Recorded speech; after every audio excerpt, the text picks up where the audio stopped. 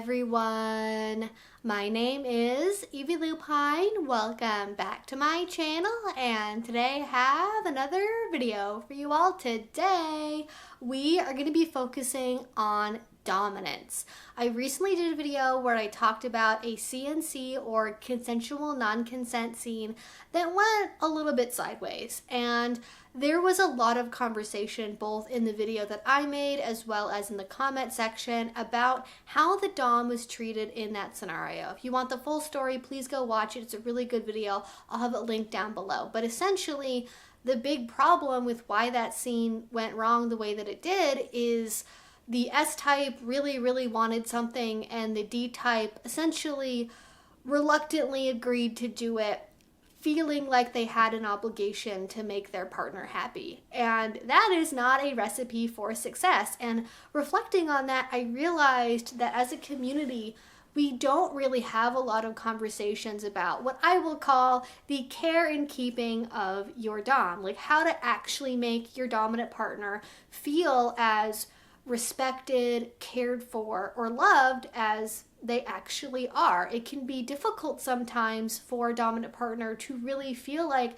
their partner is with them to be with them because they like them as a person and not essentially as a kink dispenser. And so if you want to improve your BDSM relationship by helping your dominant partner feel more emotionally connected to you, more respected, whatever it is you're trying to work on, that's what we're going to be discussing here today. And I know before I even get started, I can imagine some people are sort of protesting this entire concept because, but Evie, they're the dominants. They have all the power. They're already in complete control. And so how could it even be possible they don't feel cared for enough? I mean, us S-types, we are offering our bodies to them, offering our minds to them. I mean, service submission, right? That's all about them.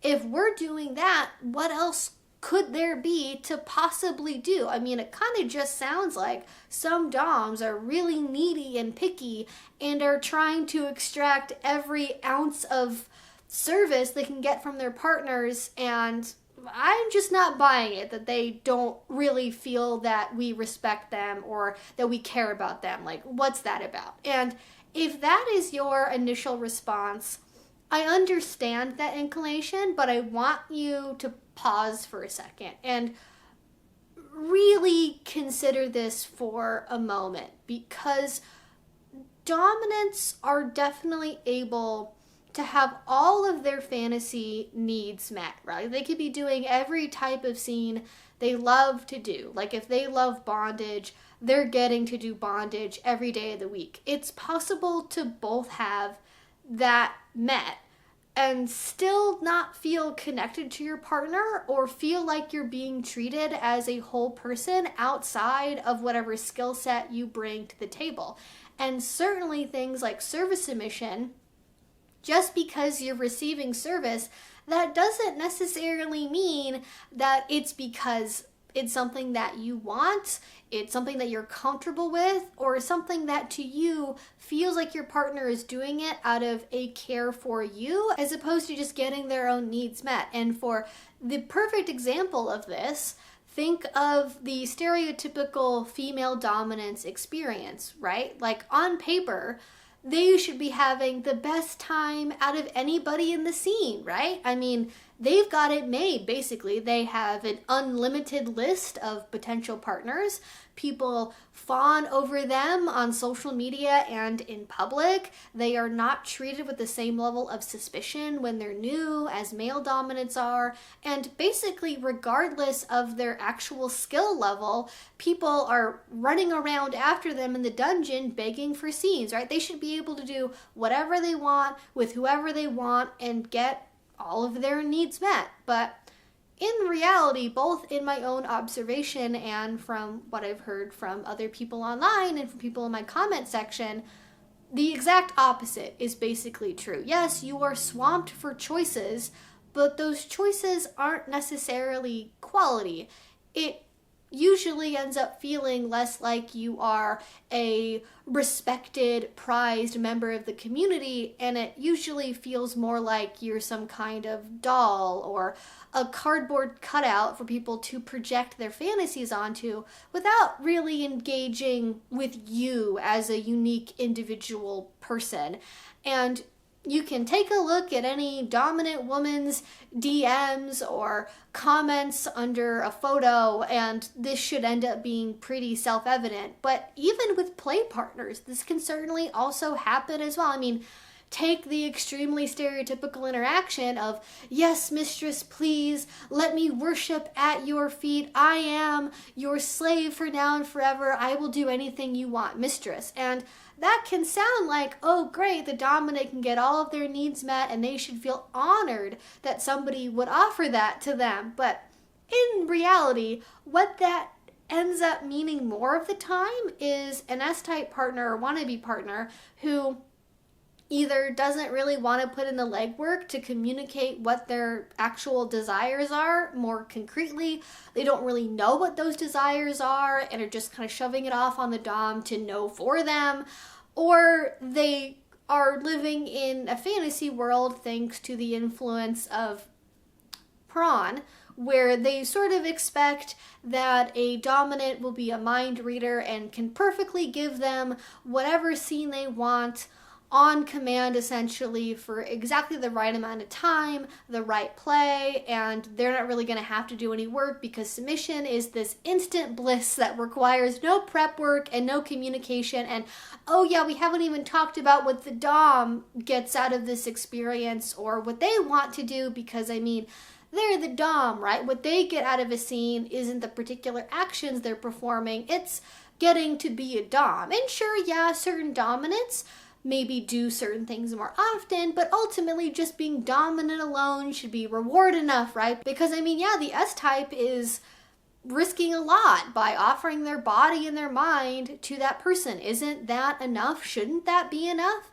But dominants do actually have their own preferences and desires, and to have somebody go up to them essentially presumptuously and go, please dominate me, I won't tell you what I want, but you should just know, that's not really gonna make a person feel heard, seen, understood, or respected. It sounds like you're going up to a carnival ride and trying to put in the amount of tokens necessary to get it to operate. That's not a way to make somebody feel like a whole person. I think one of the other big factors here is, again, this unspoken idea, essentially, that boundaries and limits and safe words are for submissives and for S-types and bottoms. And as I've said many times on this channel, that's not the case. Yes, they do get used more by people that are on that side of the slash, but safe words, boundaries, limits, they should be and are for anyone to use. And I think people have this narrative in their heads they've built up that S-types need safe words and limits, and the reason why they're for them is because dominants are essentially barely contained monsters that are sadistic and would do anything and everything to an S-type partner if that partner didn't set up limits. Like a dominant or a D-type or a sadist could want to do literally anything to their partner and push limits to the nth possible degree if there weren't limits in place. Like it's literally like a jar like containing a demon, or like a magical amulet containing an evil spirit that wants to possess you or something if you don't have the amulet to do it like and contain. I don't know why I'm making these analogies. I really shouldn't be trying to do that, but essentially it's about trying to find a way to contain a partner that is like reckless and all-consuming and essentially wants to destroy you, and that's not how that works. Like, sure, for roleplay flavor, there are a lot of dominants that enjoy kind of getting to play that part, but for most healthy dominant partners, that's not how they view their dominance, and that's not how they act with their partners. It's not what they want to do in their scenes or in their relationships. They have self-control. They have things they don't like, things they don't want to do. And in fact, I would say in reality, if you don't know this already, most of the time in relationships, it is the S-type that is pushing to do more and go farther and play harder and longer, and it's a dominant that has to kind of get on board and become comfortable with that, which is how you end up with the scenario that inspired this video of the CNC scene that went wrong, because that was a scenario where the bottom or the S-type really, really wanted to do more, and the dominant kind of went, okay, guess I'll try it, sure, what could go wrong? And then it ended up going very wrong emotionally for both partners. And so this idea that dominants are rewarded by just getting to be dominant, and they would enjoy anything and everything, and they want to run through all of their partners, and they just don't have any of their own preferences beyond that. That idea is very limiting, and I think it rings hollow for most D-types. They don't actually feel that way. And yes, of course, there are dominants who do this as a profession, or they do it platonically or non-romantically, where it's just about the scene by itself, it's just about the play, it's very mutually self-focused, where both the S-type and the D-type are doing it because of what they personally get out of it without as much concern for the emotional connection. But I think even then, this idea is still impactful, because even if you're doing it as a profession, it still feels crappy to have somebody only treat you like essentially a fancy game they can play if they put enough quarters in, or to treat somebody like, just because we're not romantically involved, I don't have to care about these other feelings. That's like really, I think, the problem with a lot of kink that endeavors to not have any feelings in it. Like, yes, you can do BDSM that doesn't involve physical intimacy or romance, obviously. But if you're going about it with the mentality that you can say no emotions involved at all, that usually doesn't end up working out, because kink, to some degree for most people, is an emotional experience. And I realize I've been spending a long time here harping on about this point of like, hey, dominants are people too, and they have their own emotions and feelings and desires.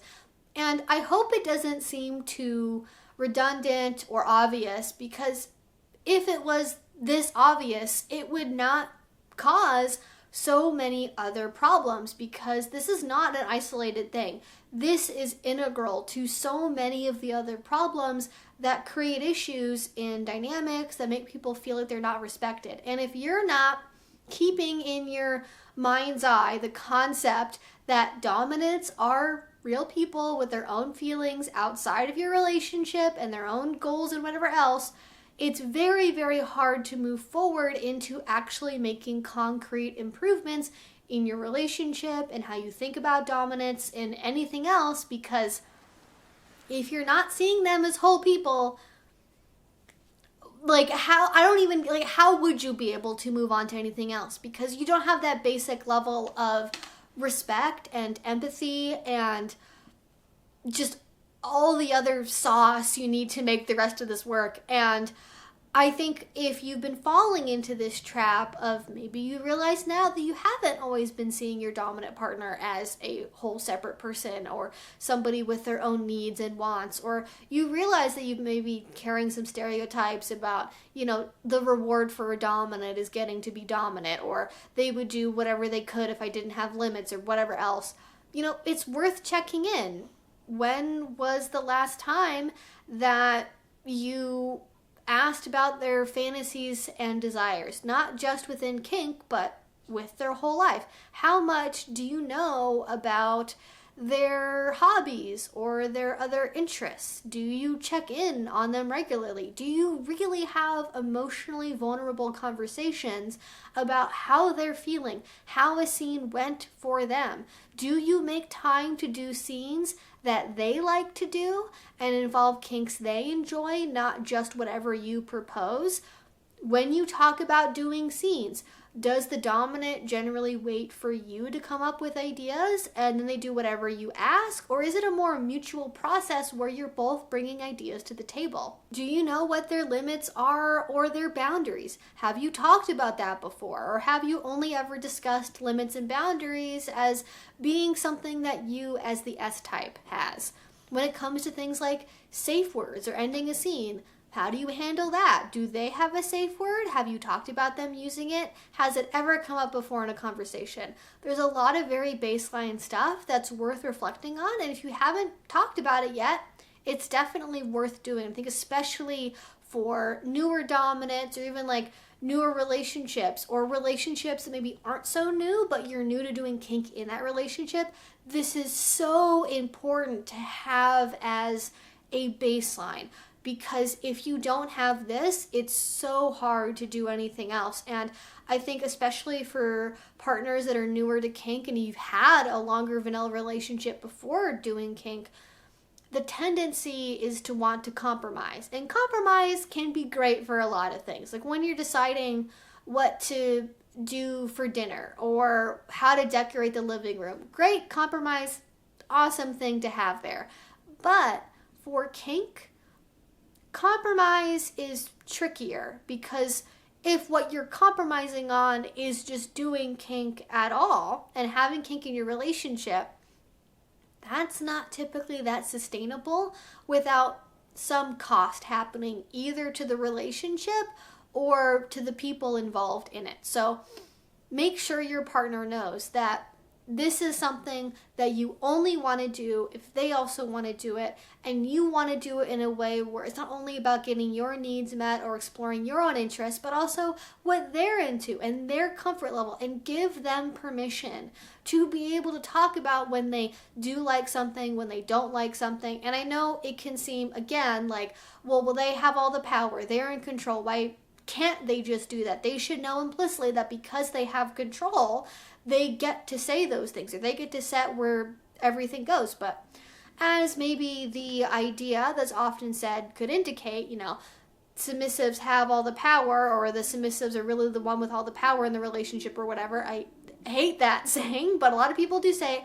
It's not always the case that dominants feel empowered to say, hey, I don't want this. Hey, I don't like this. This is what I really want to do, because they don't want to be bossy or controlling. They don't want to manipulate you. They don't want to seem like a wuss or not like a real dom or not a good enough player to be with you. Especially early on in a relationship when you're trying to impress somebody, those can be really big factors. That's why it's so important to be like, hey, I want to play with you. I want to be with you. I'm curious about why you're into this, why you want to explore it, why you want to do this with me.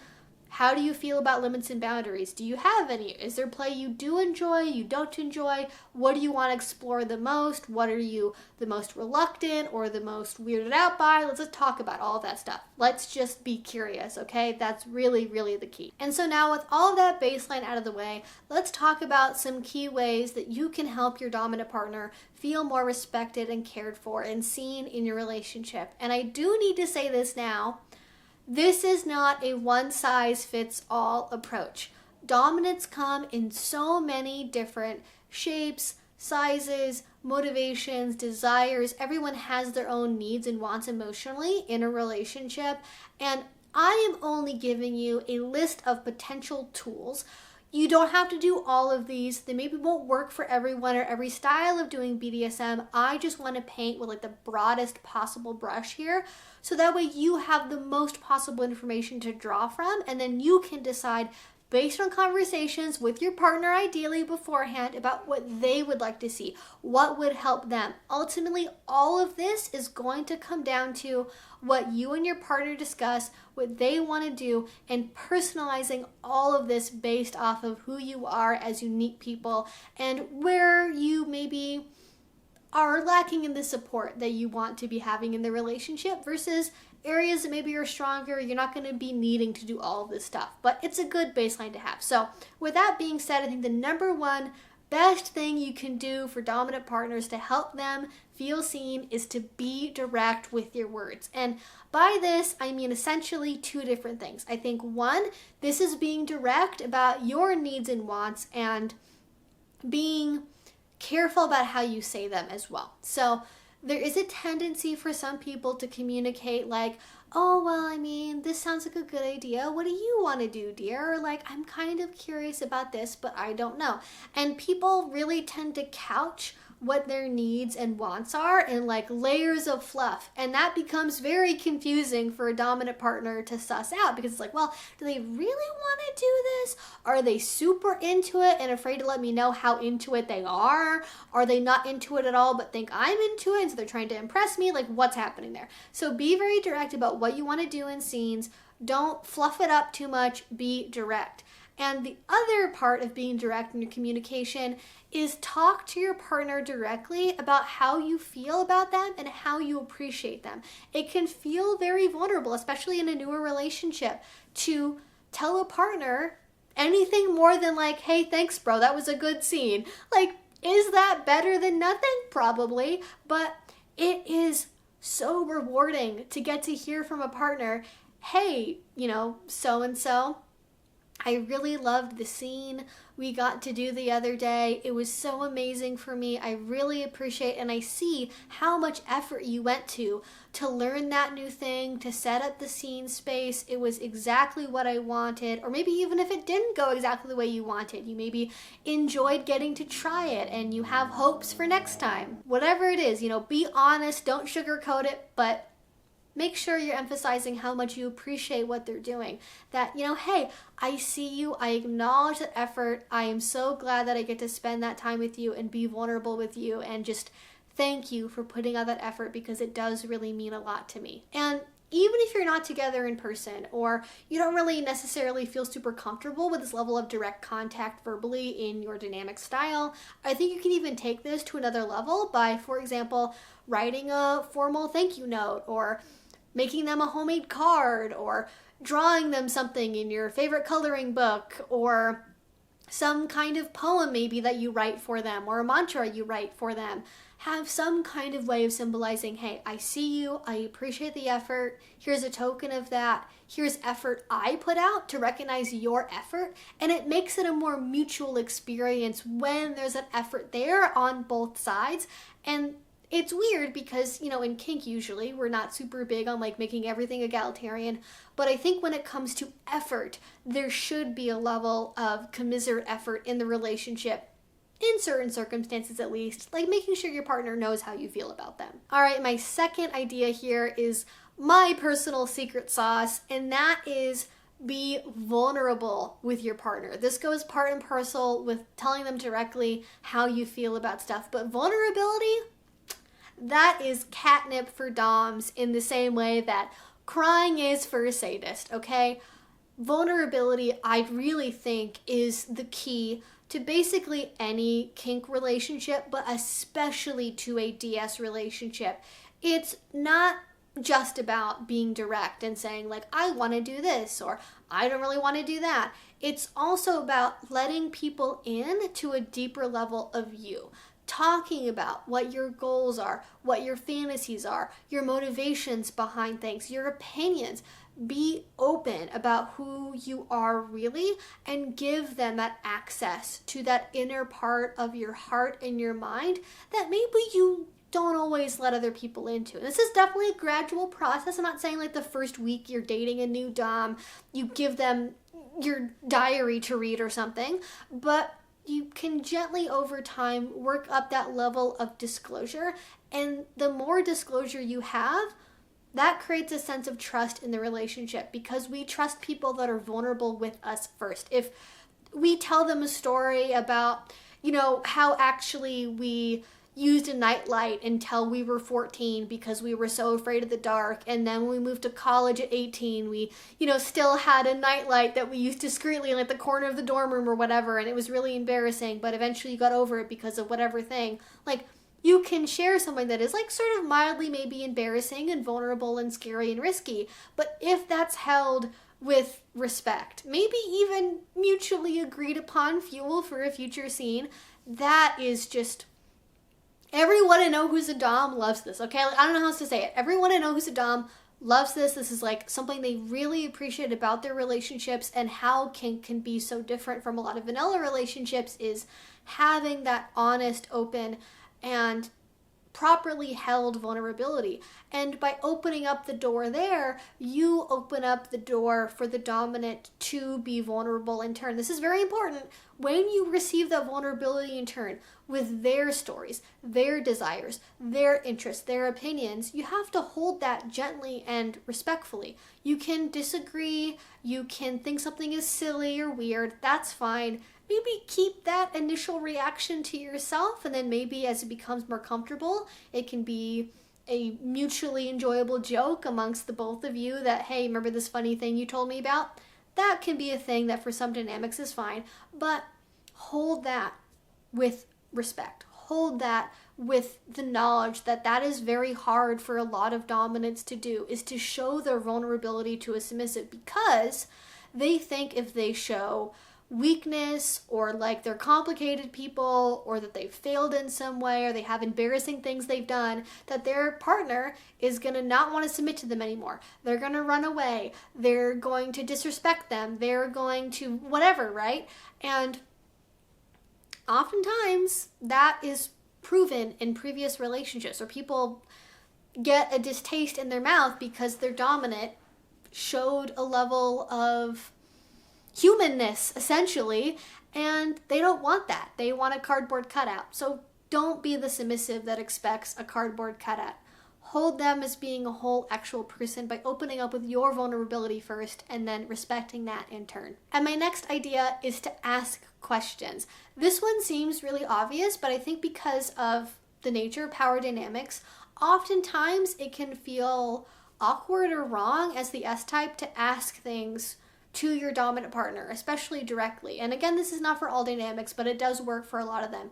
It can sometimes feel like you have a relationship that is basically like a one-sided interrogation, which, I mean, I guess all interrogations are probably one-sided, but especially here, right, where like the dominant is asking you how you feel, how you're thinking about the scene you did, how it was for you, what you ate for lunch, the dream you had last night, how work was that week, if you met all your goals for fitness or drinking water or taking your medication. And oftentimes you don't get a view in the same direction. You either don't have permission to, or you don't feel okay asking the same in turn about how their week went. And you kind of assume, oh, well, like if they want to tell me, they'll tell me.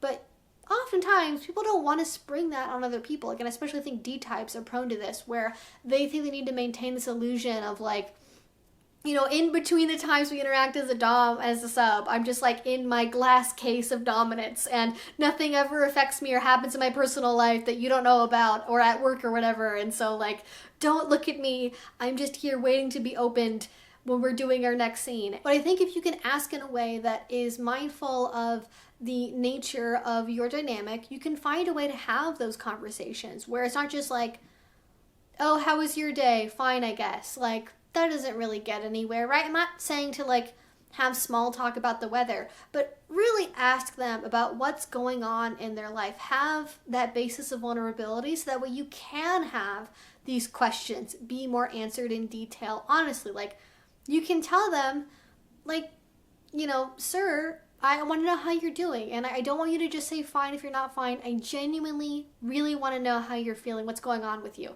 And I know it's like a very American thing, because a lot of Americans are very much like, you know, how are you doing? Oh, fine. And that's it. Like, it's very just like it's a bird call thing. But you can make that opportunity to really ask about how they're feeling. And then, like, be an active listener. Respect that, you know. Pay attention. Get off your phone. When you're talking, be an active listener. Put away your phones, I guess, unless you're doing this long distance over a video call, in which case don't put your phone down.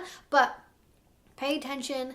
Be mindful. You know, nod along with them, make head movements, ask clarifying questions as things come up. Be an engaged, active listener. Don't just wait for your turn to speak next, or wait for your next opportunity to ask a question to come up because you're like interviewing them or something. You know, talk about what they're doing at work. Talk about how that's going for them. What are their goals? What do they want to do professionally? How are their hobbies going? What are they working on? What game do they want to play next? Are they excited about summer plans? What do those look like? What do you want to do together? Talk about your life, your goals, your dreams, your aspirations. And that is both a vulnerability thing and also a way to make somebody feel like you're not just in this to ask for the next scene. I know what it's like to be in a relationship where you feel like the only time somebody communicates with you is when they want to play or when they need something from you. Don't do that. Don't be that person. It might seem like, well, but I'm the S-type, and so what else am I supposed to do? I'm trying to be respectful. Be involved in their life as much as that is comfortable for both of you, as much as you want to do that with your style of kink that you're doing. But again, it's just like it's crappy to feel like you only exist when somebody wants to play with you or need something from you. That's not, like, I think, really sustainable long-term for a dynamic. And the next one here is to offer to help them even if you're not a service sub. And this goes back to what I was saying at the beginning of this about how, like, yes, somebody can receive service, but the service that is offered could frankly be selfish, right? A lot of people have a kink for providing service, and it's kind of irrelevant to them if the partner actually likes it or not, because oftentimes they have a fantasy where their partner is this unpleasable, distant, lord of the household. And so if they don't like it or don't care, well, all the better for them. That's part of the role play experience. They want to be able to perform service for what it does for them inside. They don't necessarily always focus on actually helping the other person. And if you already do this, fantastic. This is a really good building block to have, because a lot of dominants are kind of like rugged individualists and they don't really want to ask for help because it's awkward for them. They don't know how to receive that service. They don't know how to ask for help because they're in control. They're the leader, therefore leaders don't need help. They should just be able to be in control all the time. And by offering to help them in small ways, you are saying, hey, as a submissive, I want to be able to help you. I see that maybe you could benefit from me helping here. Do you want that? What can I do for you? And if they say no, take it as a no. Don't push it, right? Maybe try to open up the dialogue more in other ways. Don't, try to ram it through like, I will help you and you will accept my service, because it doesn't help. But, give them space and just recognize over time that the more you have conversations about this and why you want to help them, that might help them understand why you're doing this, and that you're not going to judge them or treat them as less worthy or less dominant because you want to help them in certain areas. And as I've always said, service submission can be so many different things. It doesn't have to just be like folding the laundry or meal prepping or whatever. It can be helping them organize their briefcase. It could be taking out the trash for them. It could be making sure they always have a pantry with healthy food. It could be managing their appointments and their schedule. It could be literally anything that helps their life and makes it easier. I know so many doms that appreciate this, and if you haven't tried it yet in your relationship, it can make a big difference to how both of you feel, because it's not just about, oh, this person wants me because they like spankings, or they're only around me because I flog them and they can't do it to themselves. Like, this is a selfless thing to do if you're doing it in the right way, and it feels mutually beneficial because you know that you are telling your partner and communicating non-verbally, I care about you, I want what's best for you, and this is something I'm doing because it helps you. Following up on that, because we're kind of inadvertently going through the love languages, I suppose, in a way. The next thing is to not forget to be physically intimate outside of kink scenes. And I don't necessarily mean anything involving, rubbing body parts together. Jesus, it is so difficult to talk about things on YouTube these days, but hopefully you know what I mean by that. I mean having physical contact outside of play, just in general, right? That could be a hand on the shoulder, that could be asking for a hug. Like, I wouldn't necessarily say to like approach your partner and like touch them without asking first. I think this can actually be reinforcing to a dynamic if you ask first. Like, sir, can I hug you? Or daddy, can I kiss your forehead? It can be as simple and quick as you want. It can be snuggling on the couch for 2 hours while you watch a movie, whatever makes sense to you. I think it's so easy in a relationship, especially longer term, for that physical intimacy and contact outside of, you know, more intimate scenarios or doing scenes. It's very easy for that to fade away and then go like, hey, my partner used to stroke my hair and they don't anymore, or they used to hug me and they don't anymore. Like, why is that happening? And that can feel really bad and upsetting, and the person might not even realize that that is what's missing or what's wrong. But having a way to ask for physical contact and then engaging in that more regularly outside of play, that can be something that just like feels good and is a very simple, quick way to reassure somebody that doesn't involve a, you know, whole day of designing a scene to happen, right? And along those lines, remember to have fun together. You know, kink is fun, right? Spanking is fun, playing is fun, but have fun together outside of doing kink too. Engage in their hobbies. What do they like doing? Are they into video games? Do they garden? Do they paint miniatures? Can you do that together? Do they want to do that together? Go out on a date to the theater or an amusement park, or do face painting at a Halloween carnival, or go get cotton candy, or go on a dessert only dinner date. Like, you know, go through a sculpture park, dress up together, like go try on silly costumes at a vintage store. Have fun with each other. And I think fun is such an important aspect of human bonding, not even necessarily romantically, but platonically, building connections with other people. Kink can be a way to do that, but if it's the only way you ever bond with somebody, it can end up feeling fairly one-sided and one-dimensional. Finally, don't skimp on aftercare. For the dominant partner especially. I think, again, a lot of the dialogue we have online in the community about aftercare is something you need as a submissive when the dominant finishes doing horrible, terrible things to your body. And yes, it is part of it, but it's not just about like, oh, you know, tops get boo-boos too, they get, you know, blisters if they have to spank somebody for too long or whatever, right? Like, it's not that. It's not like being patronizing or anything. It's about the reality that it can be hard to be a dom. It can be hard to be a top. Oftentimes dominants are taught to only focus on the submissive's needs, that they don't even know what theirs are. They don't even have an idea like, oh, I could also use aftercare. I mean, I do like chocolate and cuddling and you know, having a glass of milk or whatever. Like, you know, that would be nice actually. I haven't gotten to do that before.